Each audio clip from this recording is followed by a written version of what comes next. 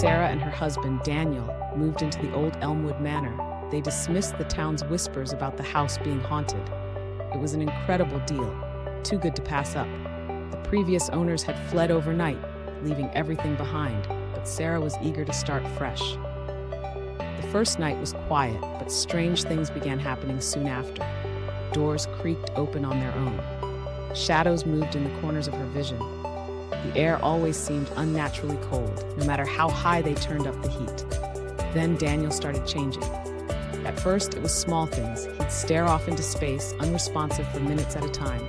He spoke less and often mumbled under his breath, as if in conversation with someone invisible. But soon, his behavior turned violent. One evening, Sarah woke up to find him standing by the bed, staring down at her with blank, unblinking eyes. "Daniel?" she whispered, her voice shaking. He didn't respond. Instead, he turned and walked out of the room, his movements stiff, unnatural. Sarah followed him downstairs, where he stood facing the antique mirror in the hallway. In the dim light, she saw it. His reflection was smiling, but Daniel's real face was expressionless. Sarah gasped, stepping back.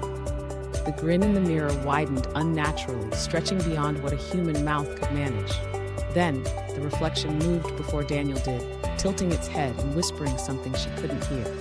Terrified, she grabbed his arm. "Daniel, wake up!" His head snapped toward her, and for a moment his face wasn't his own. It was something else, something ancient and malevolent. "Leave," it hissed, in a voice that was both Daniel's and something much darker. Sarah ran. She locked herself in the bedroom, clutching her phone with shaking hands, but there was no signal.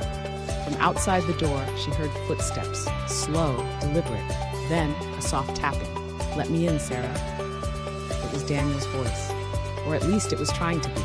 Tears streamed down her face as she backed away. The whispering started again, this time from inside the room. She turned toward the mirror.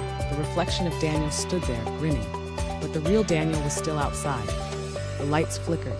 The whispers turned into laughter, low, guttural, and endless. And then everything went dark.